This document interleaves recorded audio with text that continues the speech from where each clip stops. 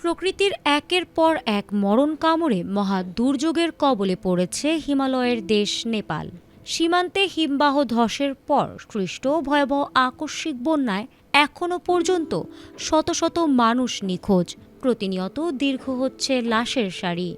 স্বজনহারা মানুষের কান্না আর লাশের এই দীর্ঘ সারি যেন মনে করিয়ে দিচ্ছে পবিত্র কুরআনের অমোঘ বাণী আর কিয়ামতের ভয়াবহ আলামতের কথা।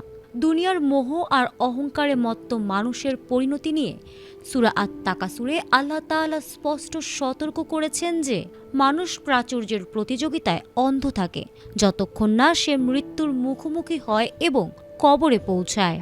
নেপালের নিখোঁজদের হাহাকার যেন সেই চিরন্তন সত্যেরই এক নিষ্ঠুর বাস্তব রূপ। স্বজনহারা মানুষের কান্নায় যখন বাতাস ভারী, ঠিক তখনই নতুন আতঙ্ক হয়ে মাঝরাতে ধেয়ে এলো শক্তিশালী ভূমিকম্পের আঘাত। কেঁপে উঠল নেপালের বিস্তীর্ণ অঞ্চল। শেষ জামানায় ঘন ঘন ভূমিকম্প হওয়া যে কিয়ামতের অন্যতম বড় লক্ষণ, নেপালের এই জোড়া তাণ্ডব যেন সেটিরই জানান দিচ্ছে, যা মনে করিয়ে দেয় সূরা আজ জিলজালের সেই অমোঘ আয়াত, যখন পৃথিবী তার প্রবল কম্পনে প্রকম্পিত হবে।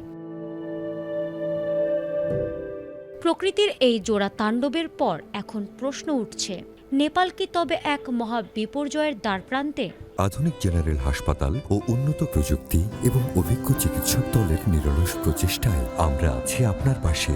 ডেল্টা হাসপাতাল, মায়ের মতোই যত্নশীল। নেপাল ও চীন সীমান্তে হিমবাহ ধসের ফলে সৃষ্ট আকস্মিক বন্যায় ইতিমধ্যেই বিস্তীর্ণ এলাকা জলমগ্ন হয়ে পড়েছে। পানির তোড়ে ভেসে গেছে ঘরবাড়ি ও রাস্তাঘাট। এই বন্যার রেশ কাটতে না কাটতেই উত্তর তিব্বত ও নেপাল সীমান্ত এলাকায় রিক্টার স্কেলে 5 মাত্রার একটি শক্তিশালী ভূমিকম্প আঘাত হানে। German research centre for Jio sciences জানিয়েছে, ভূপৃষ্ঠের মাত্র 10 কিলোমিটার গভীরে এই কম্পনের উৎপত্তি হওয়ায় আতঙ্কের মাত্রা ছিল অনেক বেশি। বর্তমান পরিস্থিতি আরও ভয়াবহ করে তুলেছে পাহাড় ধসে নদীর গতিপথ বন্ধ হয়ে প্রাকৃতিকভাবে তৈরি হওয়া একটি কৃত্রিম হ্রদ বা ব্যারিয়ার লেক।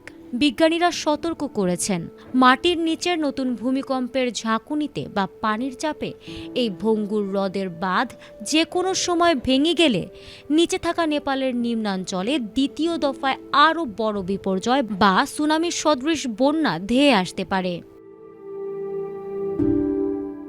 এই জোড়া সংকটের মুখে চীন ও নেপাল কর্তৃপক্ষ সর্বোচ্চ সতর্কতা জারি করেছে। গিরং কাউন্টি সহ উপদ্রুত এলাকায় বিশেষজ্ঞ দল পাঠানো হয়েছে পরিস্থিতি নিয়ন্ত্রণের জন্য। একদিকে লাশের সারি, অন্যদিকে নতুন করে বাঁধ ভাঙার আতঙ্ক। সব মিলিয়ে এক চরম মানবিক বিপর্যয়ের মধ্য দিয়ে যাচ্ছে এই অঞ্চল। ফারহানা হক, ATN বাংলা।